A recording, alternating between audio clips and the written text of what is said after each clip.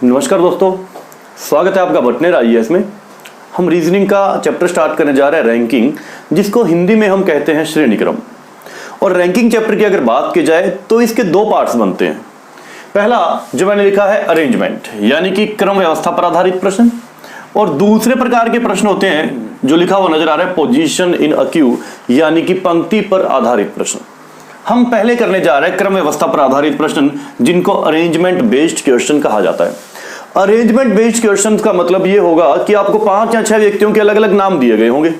उन व्यक्तियों को अरेंज करना पड़ेगा। हो सकता है उनकी ऊंचाई के क्रम में, उनके वजन के क्रम में, उनके प्राप्तांक के क्रम के, उनके आयु के क्रम में हमें अरेंज करना पड़ेगा। कौन सा व्यक्ति बड़ा है, कौन सा व्यक्ति छोटा है, उनको असेंडिंग या डिसेंडिंग ऑर्डर में, या बढ़ते क्रम में या घटते क्रम में, जिस तरह से प्रश्न में जानकारी हमारे को दी गई होगी।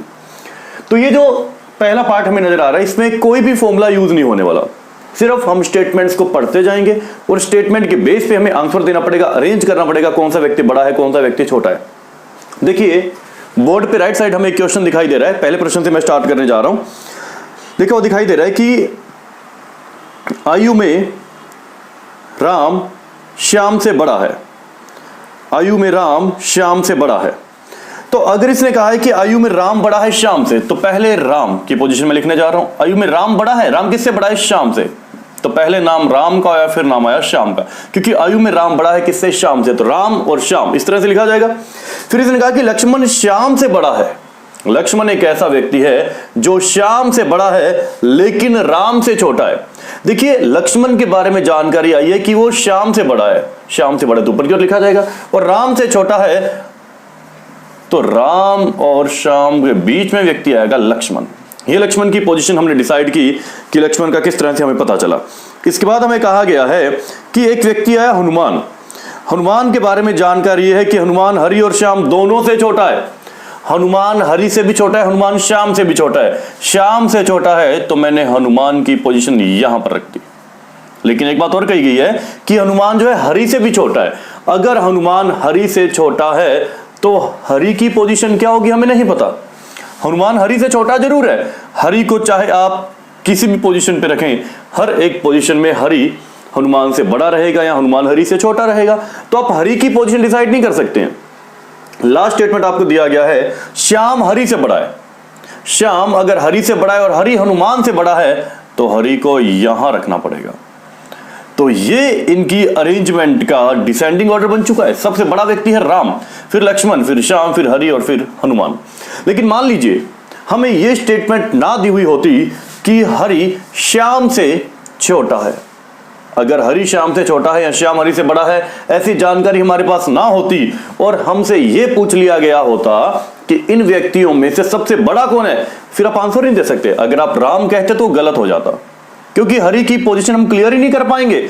आपको सिर्फ ये पता है कि हनुमान हरि और श्याम दोनों से छोटा है, तो हरि की पोजीशन हम क्लियर ही नहीं कर पाते कि हरि की पोजीशन है कहां पे। ऊपर की ओर मैं हरि को कहीं भी रखूंगा वो हर एक कंडीशन में हनुमान से बड़ा ही रहेगा। तो इसलिए अगर ये लास्ट वाली कंडीशन हमें ना दी हुई होती और पूछ लिया जाता सबसे बड़ा व्यक्ति कौन है, तो आप आंसर कभी नहीं दे पाते, नहीं बताया जा सकता कि राम है। लेकिन हमें क्लियरली बता दिया गया कि हरि श्याम से छोटा है या श्याम हरि से बड़ा है, यानी कि 5 के 5 व्यक्तियों की पोजीशन हम डिसाइड कर सकते हैं। लेकिन पूछा क्या गया, सबसे छोटा व्यक्ति कौन है, क्या कहा जाएगा, हनुमान कहा जाएगा। और सबसे बड़ा व्यक्ति कहा जाए तो क्या कहा जाएगा, राम कहा जाएगा। तो इस चैप्टर में जो पहला पार्ट है क्रम व्यवस्था का, उसमें हमें इसी तरह से अरेंज करते हुए जाना है। व्यक्तियों के बारे में आपको जानकारी दी गई होगी, उस जानकारी के आधार पर बताना पड़ेगा व्यक्ति कौन सा बड़ा है और कौन सा व्यक्ति छोटा है। देखिए राइट साइड एक और प्रश्न में दिखाई दे रहा है, कुछ व्यक्तियों के नाम दिए गए हैं, पी, एम, आर, टी और जे। ये 5 व्यक्ति हैं। इनके बारे में कहा गया है कि पी, एम, आर, टी और जे में से आर और टी से एम बड़ा है। क्या कहा गया है, आर और टी इन दोनों से बड़ा है एम। ध्यान दीजिएगा, आर और टी से एम बड़ा है। एम दोनों व्यक्तियों से बड़ा है, आर से भी बड़ा है, टी से भी बड़ा है। लेकिन आर का और टी का तो आपस में संबंध नहीं बताया गया कि आर और टी में से बड़ा कौन है, सिर्फ यह बताया गया कि आर और टी दोनों से बड़ा एम है। नेक्स्ट जानकारी मेरे पास, जे एम से बड़ा है, जे एम से भी बड़ा है। लेकिन एक बात और कही गई कि सबसे बड़ा नहीं है। जे एम से बड़ा है लेकिन सबसे बड़ा नहीं है। इसका मतलब है कि जे सबसे पहली पोजीशन पे नहीं हो सकता, जे से ऊपर भी कोई व्यक्ति बैठा है। हमारे पास व्यक्ति थे पी, एम, आर, टी और जे। देखिएगा आर और टी हमें पता चल गया यहां पे है, एम की पोजीशन आर और टी से बड़ी थी और जे की पोजीशन एम से भी बड़ी थी। तो एक व्यक्ति कौन सा बाकी है, पी। इसका मतलब यह है कि पी जे से ऊपर होगा। यह मत समझिएगा कि पी के बारे में कोई जानकारी नहीं दी गई। इसका कारण यह है कि क्लियरली इसने बोल दिया कि जे एम से तो बड़ा है, लेकिन जे सबसे बड़ा नहीं हो सकता, तो जे से ऊपर भी एक व्यक्ति आएगा। 1 2 3 और 4 व्यक्तियों का पता चल चुका है, एक ही व्यक्ति गायब है। व्यक्ति कौन सा है, पी। तो पी को जे से ऊपर रखना पड़ेगा क्योंकि जे सबसे बड़ा व्यक्ति नहीं है। तो अब अगर हमसे पूछा जाता सबसे बड़ा व्यक्ति कौन है तो मैं पी कह देता, लेकिन अगर आपसे यह पूछ लिया जाए कि सबसे छोटा व्यक्ति कौन है तो अब आप डिसाइड नहीं कर सकते कि आर या टी। ये कहा जा सकता है या तो आर होगा या टी होगा, लेकिन इन दोनों में से कौन होगा आप ये कभी भी क्लियर नहीं कर सकते। तो ऐसा ऑप्शन हमें दिखाई दे रहा होगा आर या टी। ऑप्शन नंबर 3 के साथ जाएंगे हम, आर और टी। अब ध्यान दीजिए, इसने 4 नंबर ऑप्शन में लिखा है कि आंकड़े अपर्याप्त हैं, डेटा सफिशिएंट नहीं है हमारे पास। इसका मतलब ये कहना चाहता है अगर थर्ड ऑप्शन ना होता कि आर या टी वाला, तो हम फोर्थ ऑप्शन के साथ आते कि आंकड़े पर्याप्त नहीं है, डेटा सफिशिएंट नहीं है इस क्वेश्चन का आंसर देने के लिए। लेकिन हमें यह बात तो क्लियर है कि अगर लास्ट व्यक्ति की बात की जाए तो वो या तो आर होगा और या फिर टी होगा। आंसर आना पॉसिबल कब होगा, जब पूरी की पूरी जानकारी होती। लेकिन अगर जानकारी अधूरी है, लेकिन यह बात तो क्लियर है कि आंसर या तो आर होगा या टी होगा, इसलिए हम 3 नंबर ऑप्शन के साथ जा रहे हैं, आइदर आर और टी। या तो आंसर आर हो सकता है और या फिर आंसर टी कहा जा सकता है। तो इस तरह से प्रश्न हमें दिखाई देने वाले हैं। इन व्यक्तियों को हमें अरेंज करना पड़ेगा ऊंचाई के क्रम में, वजन के क्रम में, आयु के क्रम में या किसी परीक्षा के प्राप्तांक के क्रम में। नेक्स्ट प्रश्न देखिए हमें बोर्ड पे दिखाई देने वाला है। क्वेश्चन की स्टेटमेंट को ध्यान से देखिए, जे डी एल एच और एफ, जे डी एल एच और एफ, ये 5 व्यक्ति हैं। कहा गया है कि ये 5 व्यक्ति स्टेशन जा रहे हैं, प्रत्येक व्यक्ति अलग अलग समय पर स्टेशन पहुंचता है। फिर इसके बारे में जानकारी है हमारे पास, एल केवल जे के बाद, एल केवल जे के बाद। और नंबर 2 जानकारी इसने दे दी है, डी केवल एफ से पहले, डी केवल एफ से पहले। अब देखिएगा इस जानकारी के आधार पर हम कैसे डिसाइड करेंगे कि कौन सा व्यक्ति कब पहुंचा। इस स्टेटमेंट को समझना बहुत जरूरी है। यहां इसने कहा है कि एल केवल जे के बाद और फिर कहते हैं डी केवल एफ से पहले। व्यक्ति है हमारे पास 5। मान लीजिए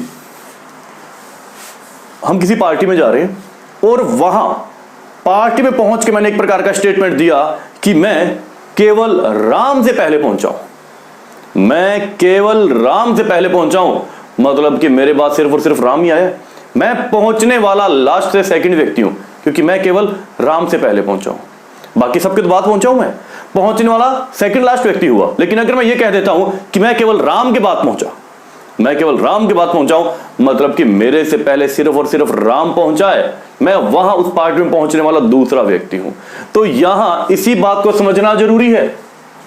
एल केवल जे के बाद, एल सिर्फ एक ही व्यक्ति के बाद पहुंचा है, एल सिर्फ एक ही व्यक्ति के बाद पहुंचा है, यानी एल पहुंचने वाला दूसरा व्यक्ति है। और एल किस व्यक्ति के बाद पहुंचा है, जे के। एल सिर्फ एक ही व्यक्ति के बाद पहुंचा है और व्यक्ति है जे, यानी कि जे पहले स्थान पर और एल पहुंचा है उसके बाद दूसरे स्थान पर। फिर से कहते हैं कि डी केवल एफ से पहले, डी केवल और केवल एफ से पहले पहुंचा है, डी सिर्फ एक व्यक्ति से पहले पहुंचा है, तो डी नीचे से दूसरा व्यक्ति हुआ पहुंचने वाला। और डी पहुंचा किससे पहले है, एफ से पहले। तो यहां इस क्वेश्चन की स्टेटमेंट को समझना बहुत जरूरी है। यहां गलती के चांसेस हो सकते हैं। आपको यह समझना जरूरी है कि क्या कहना चाहता है कि एक व्यक्ति से ही पहले पहुंचा है और एक व्यक्ति के ही बाद पहुंचा है। तो यहां अगर एल केवल जे के बाद पहुंचा है तो एल पहुंचने वाला दूसरा व्यक्ति है। और अगर कहा गया कि डी केवल एफ से पहले, तो डी के बाद सिर्फ एक ही व्यक्ति पहुंचा और व्यक्ति है एफ। अब यह मत समझिएगा कि एच के बारे में आपके पास कोई भी जानकारी नहीं है।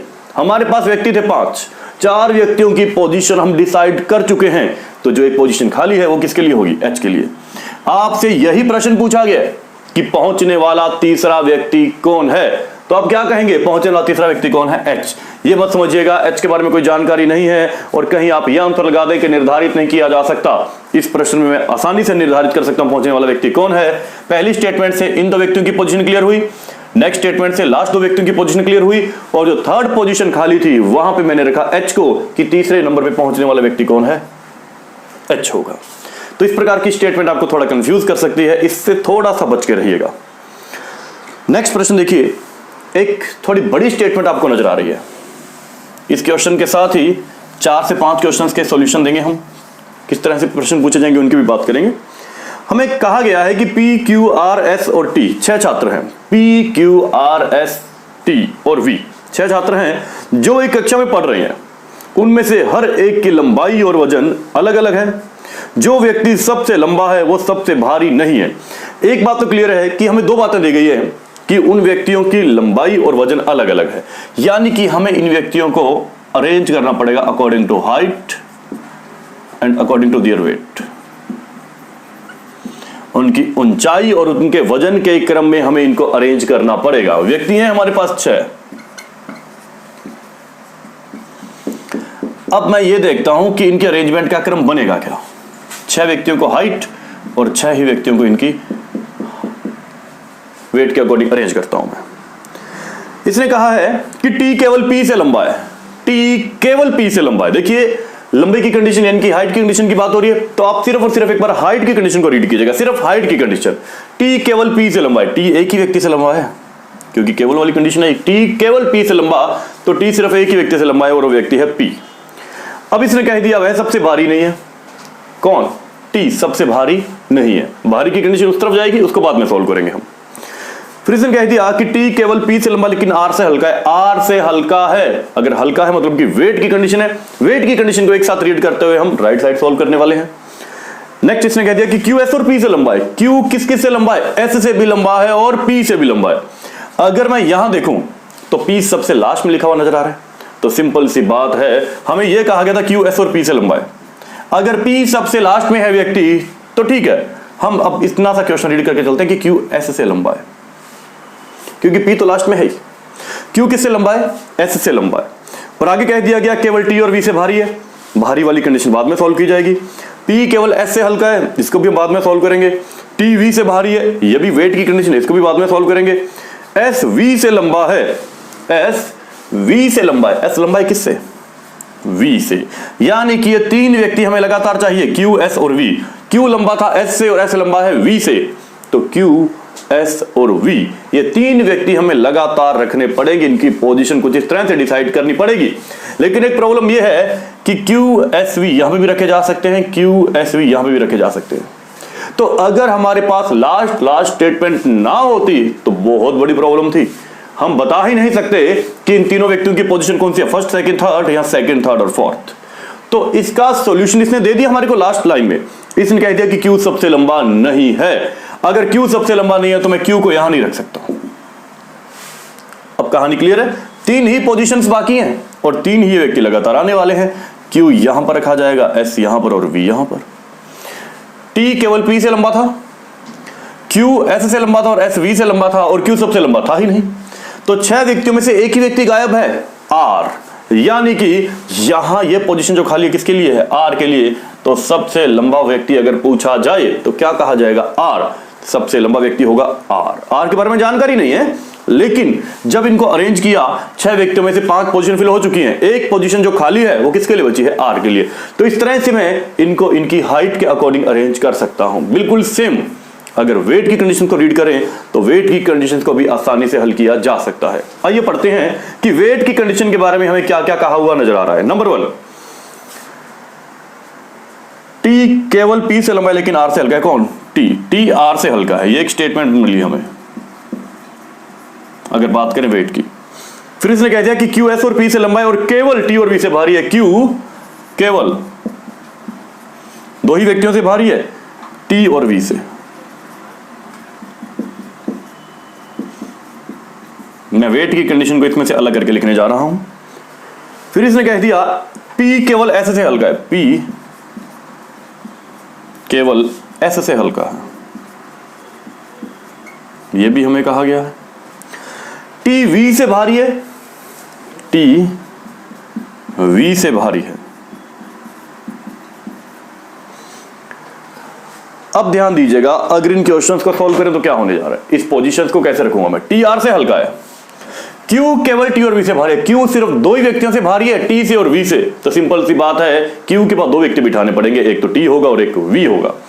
क्योंकि कहा गया है क्लियरली हमें कि Q केवल और केवल T और V से भारी है। तो दो व्यक्ति छोड़कर Q को यहां लिख दीजिए। Q इन दो व्यक्तियों से भारी है, एक T से और एक V से। Q के बाद दो व्यक्ति आएंगे T और V, और T और V के बारे में रिलेशन क्या है, लास्ट स्टेटमेंट पढ़कर देखिएगा। कहा गया है कि T V से भारी है। Q दो व्यक्तियों से भारी था, T से और V से। T और V कहां थे पता नहीं चल रहा था, लेकिन लास्ट स्टेटमेंट से पता चला कि T V से भारी है, तो T ऊपर और V नीचे। Q भारी था T से और V से, और T भारी है V से, तो Q T और V हमें पता चल चुका है। फिर इसने कह दिया, ये स्टेटमेंट देखिए आप ध्यान से, P केवल S से हल्का है। P सिर्फ एक ही व्यक्ति से हल्का है, और वो व्यक्ति है S, यानी कि P ऊपर से दूसरा व्यक्ति है और ये S सबसे भारी हुआ। P सिर्फ एक ही व्यक्ति से हल्का है, किससे, S से हल्का है। एक बंदा गायब, R। 6 में से 5 की पोजीशन पता चल चुकी है, तो जिस व्यक्ति का नाम गायब है लास्ट पोजीशन पे उसी को रखना पड़ेगा हमें। तो ये बात हमें क्लियरली पता चल चुकी है किस तरह से इन व्यक्तियों की पोजीशन को डिसाइड किया जाएगा। अब देखिए, इनको डिसाइड तो हमने कर लिया अकॉर्डिंग टू इनकी हाइट एंड अकॉर्डिंग टू इनका वेट, लेकिन अब प्रश्न किस तरह से पूछेंगे इसकी बात करते हैं हम। देखिएगा, सबसे पहला प्रश्न में नजर आया कि उनमें से T से भारी कितने लोग हैं। भारी यानी कि वेट की बात हो रही है। T से भारी 1 2 3 और 4। T से भारी लोग हैं 4, यानी कि लास्ट ऑप्शन के साथ जाना पड़ेगा हमें। T से भारी 4 व्यक्ति हैं। Q से छोटे कितने हैं, छोटे हैं मतलब कि हाइट की बात कर रहे हैं। Q से छोटा 1, Q से छोटा 2 3 और 4। इसका भी आंसर आएगा 4, यानी कि लास्ट इसमें आ जाना पड़ेगा हमें। Q से छोटे कितने हैं, सेकंड ऑप्शन के साथ जाना पड़ेगा। पहला ऑप्शन है 2, दूसरा ऑप्शन है 4, तीसरा ऑप्शन है 3 और चौथा ऑप्शन है 5। Q से छोटे कितने व्यक्ति हैं, तो हम कहेंगे 4। अगर ऑप्शंस की बात करें तो सेकंड ऑप्शन। उनमें से सबसे लंबा कौन है, सबसे लंबा व्यक्ति है R, यानी कि ऑप्शन नंबर 4। फिर इसने पूछा कि यदि इन्हें लंबाई के अवरोही क्रम में, अवरोही कहें तो मतलब कि डिसेंडिंग ऑर्डर, घटता हुआ क्रम, मैंने दोनों जगह पे इनको घटते हुए क्रम में अरेंज किया, डिसेंडिंग ऑर्डर में अरेंज किया हुआ है। तो इसने कहा कि यदि इन्हें लंबाई के अवरोही क्रम में रखा जाए तो ऊपर से तीसरा कौन होगा। ये अवरोही क्रम ही है इनका, डिसेंडिंग ऑर्डर ही है, नंबर 1 नंबर 2 एंड नंबर 3। अगर इनको डिसेंडिंग ऑर्डर में रखा जाए हाइट के अकॉर्डिंग, लंबाई के क्रम में कहा गया, तो ऊपर से तीसरा व्यक्ति कौन बनने वाला है, S। लास्ट क्वेश्चन इसने पूछा कि इनमें से सबसे हल्का कौन है, यानी कि वेट की बात कर रहे हैं, तो सबसे कम वेट इसमें है V का, हम आंसर कहेंगे V। तो देखिए, आपको जो जानकारी दी गई है, इस जानकारी के आधार पे इनको अरेंज करना थोड़ा सा सीखना पड़ेगा हमें।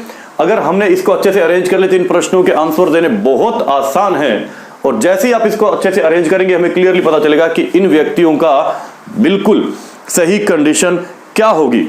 तो बस हमें यह ध्यान में रखना है कि किस तरह से इनको अरेंज किया जा सकता है। जिस तरह से मैंने इनकी हाइट और इनके वेट के अकॉर्डिंग इनको अरेंज किया, तो हमें पता चलेगा किस तरह से इनको अरेंज किया गया और हमें इस क्वेश्चन का आंसर प्राप्त हो जाएगा। आइए बात करते हैं कुछ आगे के प्रश्नों की। बोर्ड पे प्रश्न दिखाई दे रहा है हमें, एक व्यक्ति के बारे में जानकारी दी गई है, कौन सा व्यक्ति तेज दौड़ता है, कौन सा व्यक्ति कम दौड़ता है, कुछ इस तरह की जानकारी हमें लिखी हुई नजर आ रही है। और सबसे पहली जानकारी हमें नजर आ रही है कि यदि अनिल सुनील से कम तेज दौड़ता है, अनिल कम तेज दौड़ता है सुनील से, तो अनिल यहां पे और सुनील को यहां रखना पड़ेगा।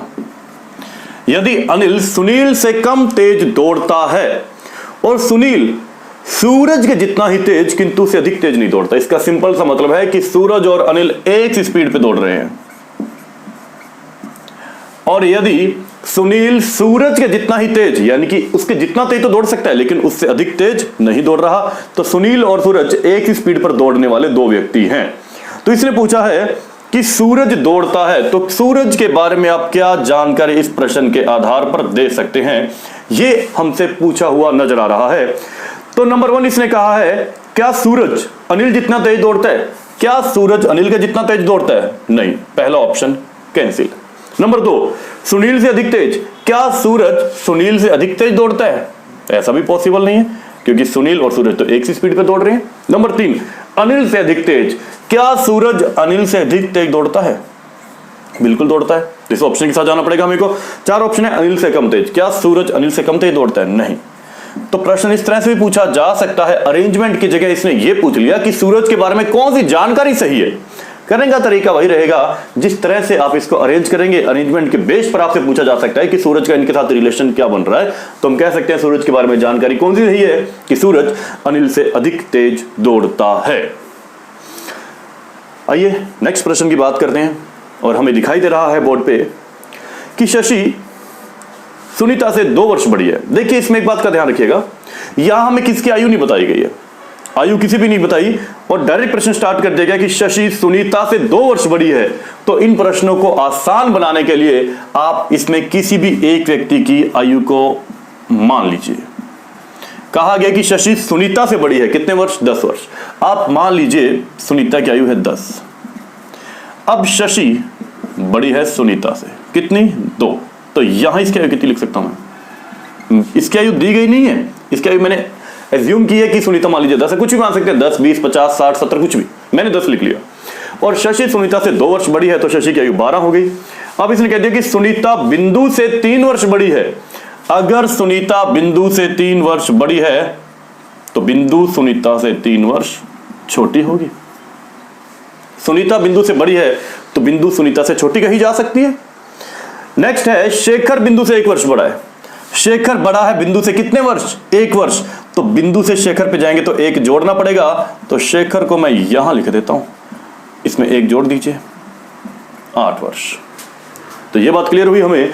तो अगर आप इसको डायरेक्ट अरेंज करते तो शायद प्रॉब्लम हो जाती कि इनका एकदम सही क्रम क्या है। तो आप इस गलती से बचने के लिए इसमें किसी भी एक व्यक्ति की आयु को इमेज कर लीजिए, किस तरह से कितना माना जा सकता है एज्यूम कर लीजिए, कोई गलती नहीं होने वाली।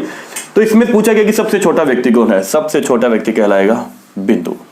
लेकिन अगर आपसे यह कह दिया जाए कि सबसे छोटा व्यक्ति कौन है और उस व्यक्ति की आयु कितनी है, फिर आप नहीं बता सकते।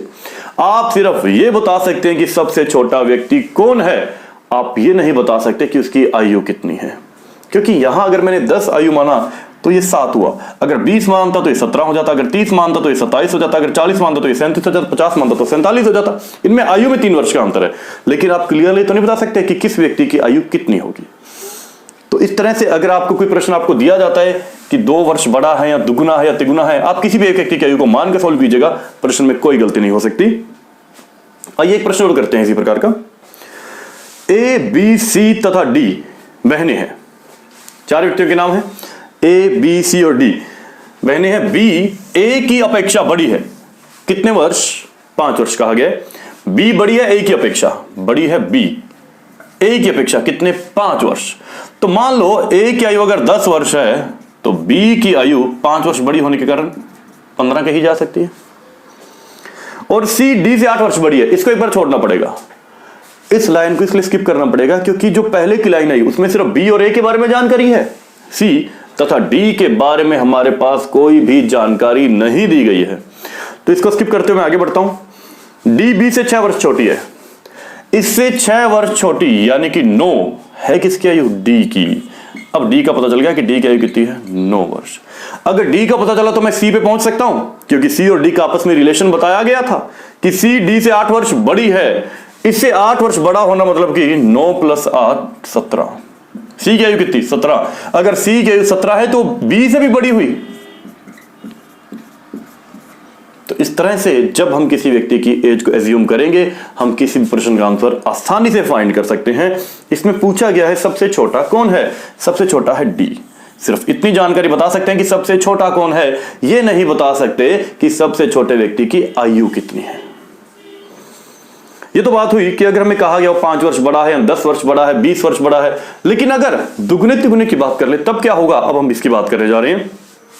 जैसे एक प्रश्न दिया गया, बी ए से आयु में दुगना बड़ा है। बी बड़ा है ए से दुगना। दुगने का मतलब है कि अगर इसकी आयु 10 वर्ष है तो बी की आयु होगी 20 वर्ष। अगर ए की आयु 10 है तो बी से दुगना बड़ा है, इसलिए कितना? 20 लिख दिया गया।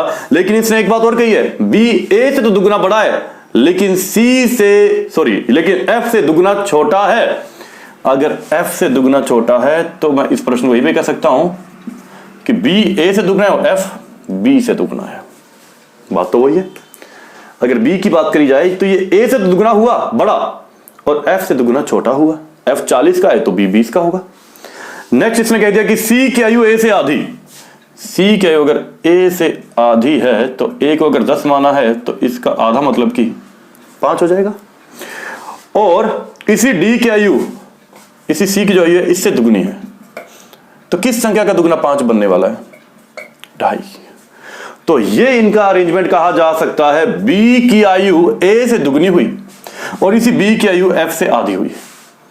सी की आयु ए से आधी हुई और इसी सी की आयु डी से दुगनी हुई। तो ये इन व्यक्तियों को हम एक सही सीक्वेंस में अरेंज कर सकते हैं अगर इनकी आयु के बारे में बात की जाए। लेकिन आपको बताया कुछ भी नहीं गया कि किस व्यक्ति की आयु कितनी है, तो आप सिर्फ नाम बता सकते हैं कौन सा व्यक्ति बड़ा है कौन सा व्यक्ति छोटा है, ना ये बताया जा सकता कि उनकी आयु कितनी है। तो यहां आपसे पूछा गया कि दूसरा सबसे बड़ा व्यक्ति, जैसा कि आपको पता है कि इन व्यक्तियों को जो अरेंज किया गया है ये सब व्यक्ति एक डिसेंडिंग ऑर्डर में लगाए गए हैं, घटते हुए क्रम में लगाए गए हैं। और हमसे प्रश्न ये पूछा गया है कि अगर इनको अरेंज करें तो दूसरा सबसे बड़ा व्यक्ति तो है एफ, अगर दूसरे सबसे बड़े व्यक्ति की बात की जाए तो कहा जाएगा बी। तो ऑप्शन नंबर पहले के साथ हमें जाना पड़ेगा कि दूसरा सबसे बड़ा व्यक्ति कौन कहलाएगा? बी कहलाएगा। तो रैंकिंग चैप्टर का जो सबसे पहला पार्ट, जो क्रम व्यवस्था यानी कि जो अरेंजमेंट पर बेस्ड क्वेश्चन है, उसमें कुछ ऐसे ही प्रश्न दिखाई देंगे जिसमें आपको व्यक्तियों के बारे में जानकारियां दी गई होंगी और हमें उन जानकारियों को पढ़कर यह बताना होगा कि कौन सा व्यक्ति बड़ा है कौन सा व्यक्ति छोटा है, इनको असेंडिंग या इनको डिसेंडिंग, बढ़ते हुए क्रम में या घटते हुए क्रम में, आरोही या अवरोही क्रम व्यवस्थित करने के बाद हमें कुछ प्रश्न पूछे जा सकते हैं। आयु के आधार पर भी अरेंज करवा सकता है, वजन के आधार पर भी, प्राप्तांक के आधार पर भी, किसी भी आधार पर इनको अरेंज करवाने के बाद हमसे पूछा जा सकता है कि कौन सा व्यक्ति बड़ा है कौन सा व्यक्ति छोटा है, बिल्कुल मध्यम में कौन सा, नीचे से दूसरा, ऊपर से दूसरा कौन। इस तरह से कुछ प्रश्न आपसे इसमें पूछे जा सकते हैं। यह था हमारा रैंकिंग चैप्टर का सबसे पहला पार्ट, अरेंजमेंट बेस्ड यानी कि क्रम व्यवस्था पर आधारित प्रश्न। अब हम बात करने जा रहे हैं रैंकिंग चैप्टर के जो दूसरे प्रकार के प्रश्न बनते हैं, जिसको कहा जाता है पंक्ति पर आधारित प्रश्न, position in a Q. Q का मतलब होता है कि जब आपको एक पंक्ति में बैठे कुछ व्यक्तियों की संख्या बता दी जाती है और आपको कहा जाता है कि इस व्यक्ति का स्थान बाएं किनारे से यह है तो दाएं किनारे से स्थान क्या होगा, या दोनों किनारों से स्थान बताकर व्यक्तियों की कुल संख्या पूछ ली जाती है।